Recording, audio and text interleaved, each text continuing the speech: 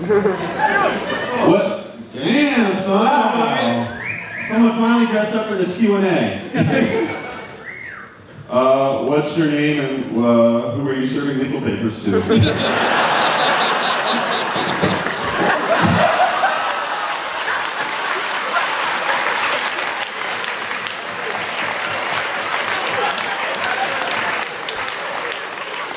Guys, it's a long story. He's married to Paul's wife. My name's Patrick, I'm from San Diego. I just had a question for everybody to sort of, I guess, answer quickly if you want. What is your single favorite thing you did, whether it's a song or a comic or a show? Or... Ooh, best thing ever made. Is that the question? Right. All right, I'll answer that. It'd be amazing if I answered for all these people. I'll tell you the best thing I ever made. And this gets back to that question about how do you know what to cut, or what do you do when you can't find your audience, no one likes what you did. The best thing I ever made, the thing that made me laugh so hard I was crying, was this fake advertising agency's website. And it was just a bunch of animated GIFs about like Toyotas and Duracell batteries. It was fake advertising campaigns. And when I made it, I was like, I have made a new, like, there's literally, it's a beautiful feeling when you make something that expresses exactly your sensibility. Like I've waited my whole life to see this in the world. And it just so happens that you're the person who made it, right? Because it's reflecting your sensibility. And the other thing that's really exciting is when you're like, I've made something that is new. Like, when I made this website and I was sitting there crying with laughter, I was like, first of all, I was super stoked. And then I was like, this is new. I've never seen this before. I was like, this is gonna blow up like cover of Time magazine level of fame on this one. And it went over like a lead balloon. Like, I put it out there. Like, every so often, like once every 2 years, someone comes up to me at some event and is like, yeah, I got your pencil book, blah, blah, blah, cartoons, blah, blah, blah. Man, JoeyTheMidwife.com was a hot site. And so you just have to, that's marketing. You just have to, like, yeah, do your thing. Wait, what was your question? I totally was just like, You answered it. okay, all right. Best thing ever made was, yeah, for me it was that. For Randall, it was his cartoons. Favorite comic you ever No, made? you can go. Everybody go. Quick. Best thing you've ever made. Something you're super proud of. A comic called Click and Drag a few months ago.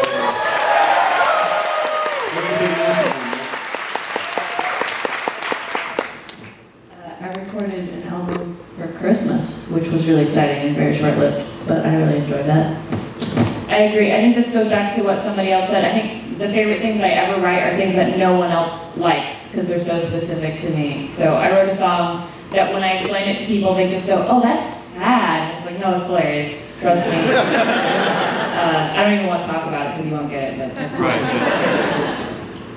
Well, probably my kid.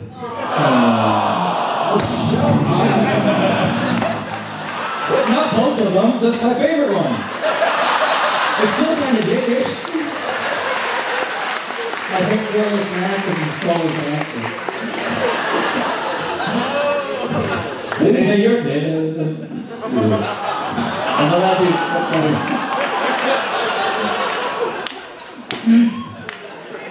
Will seems busy, so I'll say his pro wrestling career was the best thing he's done.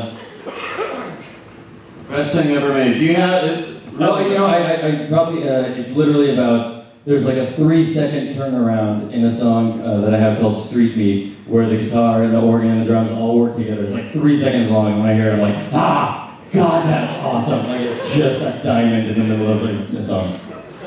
I made Furman's Kid.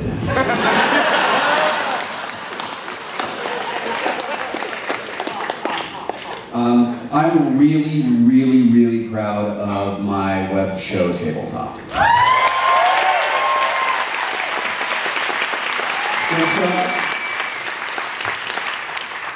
This sounds weird, but my hope is that it's my show I'm going to do tomorrow night.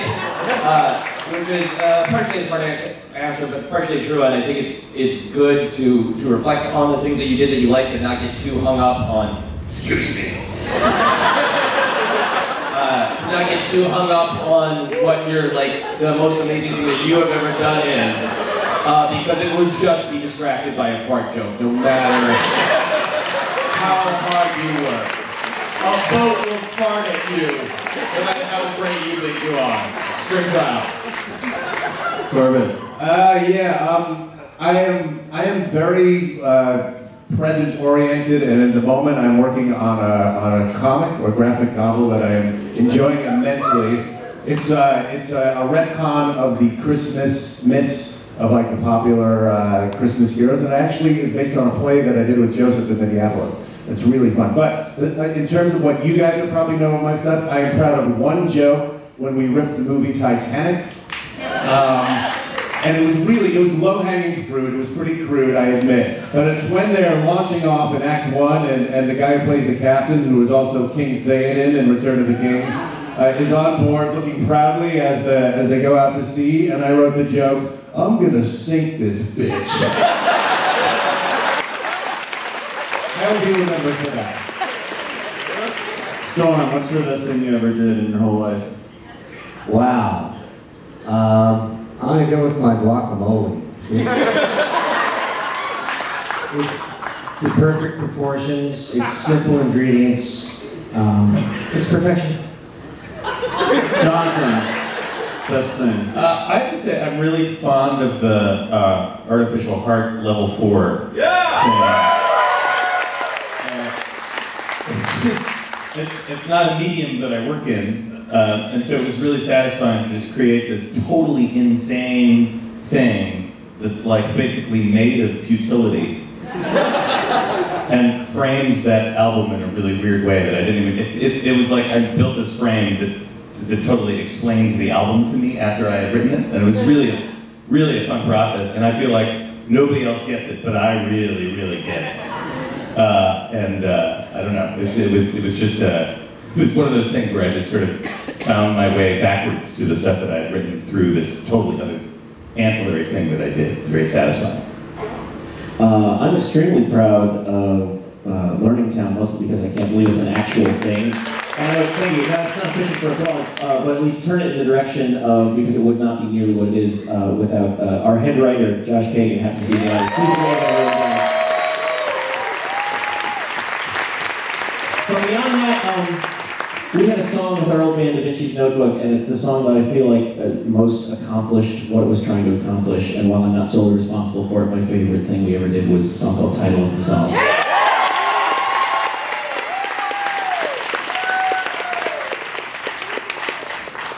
My favorite thing that I ever did was I created a moment between me and an FBI agent. During the WTO protests in Seattle in 1999, that guy was there, super excited.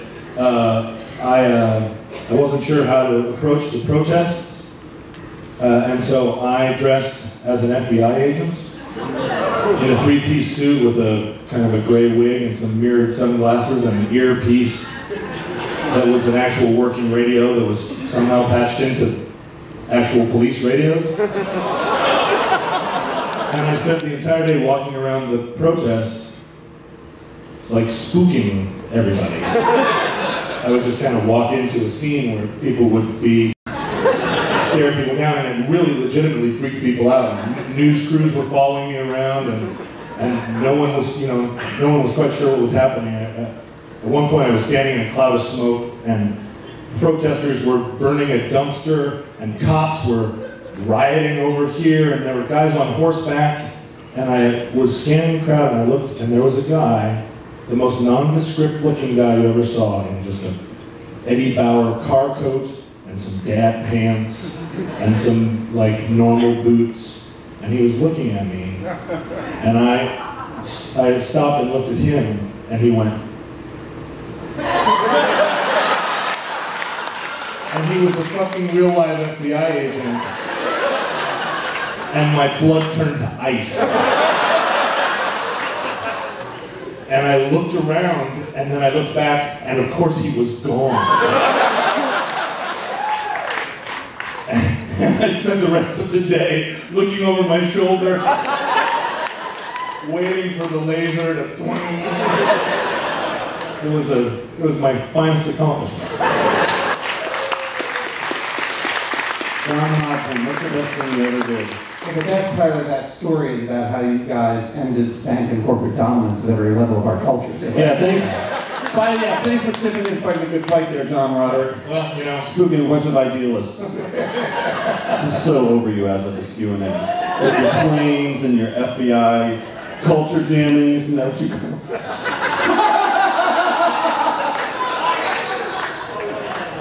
All right. Write a letter to the editor of Mondo 2000 to express your discontent with culture jamming games. Wait, say that. What? It was just words. Oh, okay. John, best thing you ever made?